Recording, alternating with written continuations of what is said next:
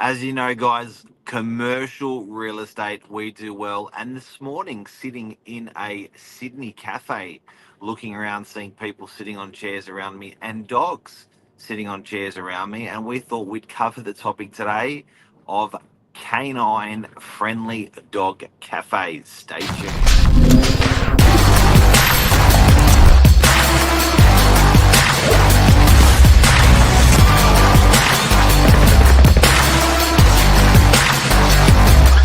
I'm the ringleader, so listen up. Cleo, it's here. How are you? Good morning. I'm hot. It's not, there's no air. There's no air in Sydney. We've been choked. We've been choked of air today, deprived first time this year of air. But we were a little bit funny about this topic because we were like, "Whoa, is this a real thing? It's definitely a real thing. Do people really care? They definitely care. Is this going to upset people? It's definitely going to upset people." And it's like, "Oh my god, what a topic!" So, rocking around with your dog in a cafe, how it's changing and where's it going? Where's it going, Cleo? Like if it's done this in the last 5 years, where's it going the next 5 years? Let's You just do know, that first. that saying, it's going to the dogs. The country's going to the dogs. Literally. So I feel like the cafe thing's crept up on us. Like you used to maybe occasionally see a dog bowl around here or there, and you thought, oh, that's cute. Like, dogs get thirsty during the day. They've put out a bowl for the dogs, and slowly it's crept into more of a, requirement for Dog under the cafes. table. Dog under the table.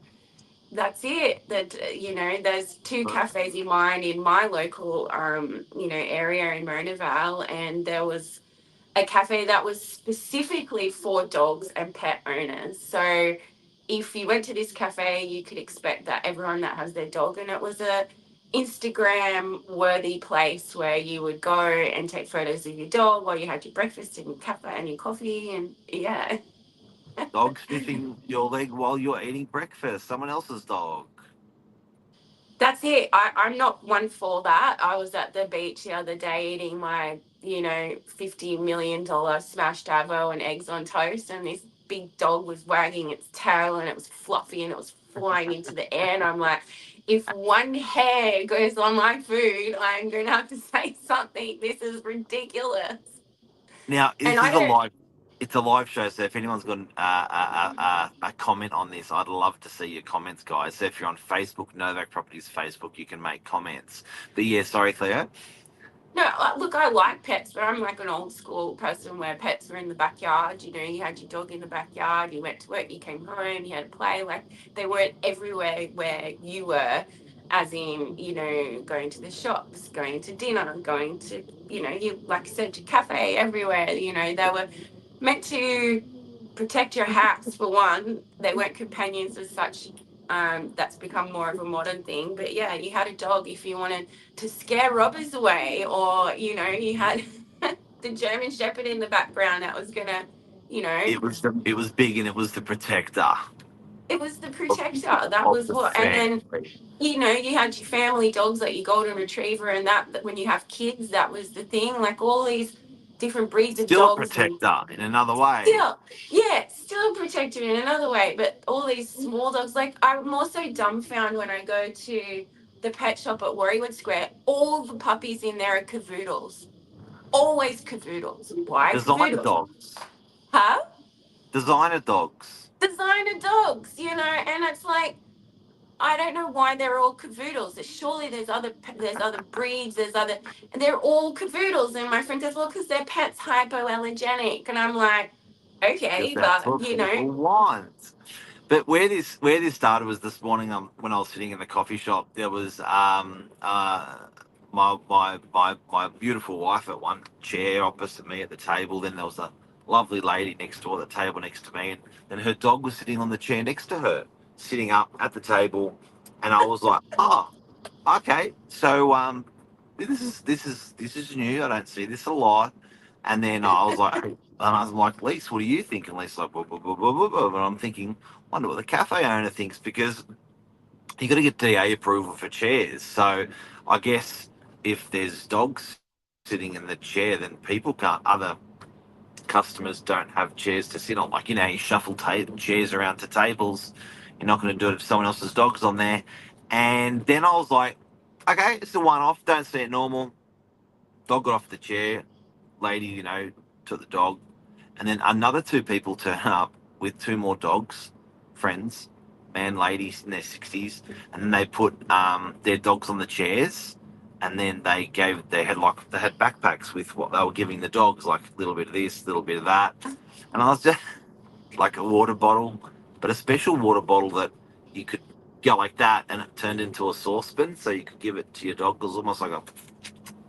And I Wow. was like, and I'm like, okay, well, where's this going? This is going. We're going to get menus with dog items on the menu, like a kids menu. We're going to get people okay with it. We're going to get people eating at the table next to it, and it's going to be allowed. And I'm sort of all for it. I don't mind it, but I do feel like there's something wrong. When society is, telling us to, give up your chair for an elderly person on the bus because that's respectful, and now we're going to include giving up your chair so the dog can sit there. I don't know, but I feel like somehow that we've gone too far. And Well, where will it's it going to end? be. In caps?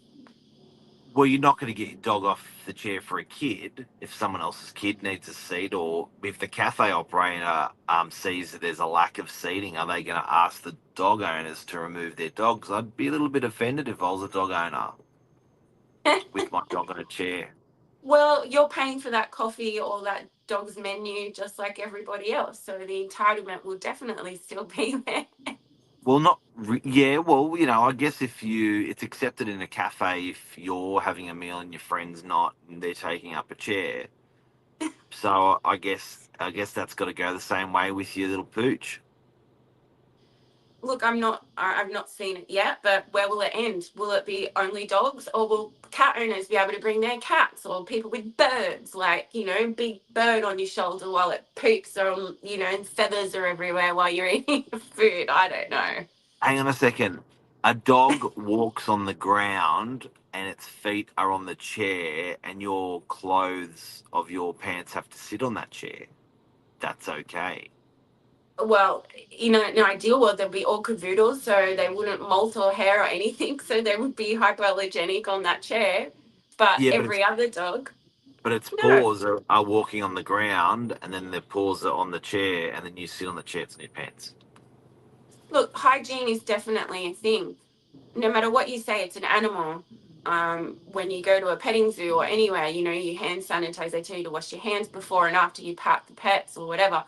If a dog's allowed, like you said, to, wee on a tree and walk in it and go around and then sit on the chair, then I don't want to sit on that chair.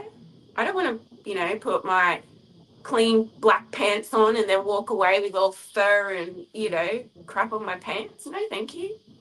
In that case, I would So request a pet free chair. I would say, is this chair pet free? And so there'll be a separate section for, you know dog lovers chairs, pet-free and so sections in cafes. Wow, forget wow. the I feel so smokers, put them strongly out on the about street. yeah. Wow. That section's for pets and owners, and that section's for no pets. Wow.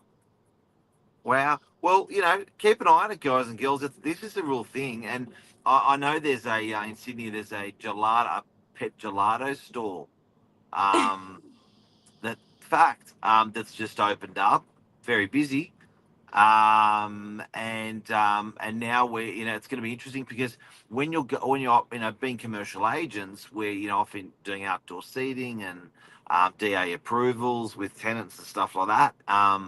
It's going to be it's a different landscape when you're accommodating kids, adults, and now pets. I'd love to know how it goes down with council's attitude into because I know they're a bit funny about food and pets. So how does that work, indoor or outdoor? Maybe it's acceptable outdoor and not acceptable indoor. Well, you can't prepare food with pets around. No, there's got to be some standard there for sure. Um, and that's where the grey line is. If you're eating your food and there's, how's that contamination different? I don't. Yeah, I'm a bit of a germaphobe myself. I love pets. I love dogs. I love all kinds of pets, but there's a place for them, in my opinion. And I don't feel that a chair and giving a chair to a pet and in a cafe is, I think that's a little bit too far. Personally, that's my stance on that. Anyway, guys, feel free to comment or like on what we're talking about today. It is an interesting topic, and I know when I first saw a dog in a pram, I was like, that's that's different. Especially when I saw a man who was a plumber, that I knew pushing the pram, and his wife walking alongside with the dog in there. I was like, the world's changing. Well, Paris Hilton normalized the pooch in the Louis bag. I'd never seen a little chihuahua being taken around in a handbag. So now you got prams. What about car seats? Maybe they've got to have special dog car seats inside as well, baby. And you have to get special people to install it so the pet's not injured in collision. Like, I don't know, like where it's gonna end. All right, Um, have a woke day. yes. Have a work day. I'm going to go get my pet free coffee this morning. Take care. Thanks, Cleos. Cheers. There you go, guys.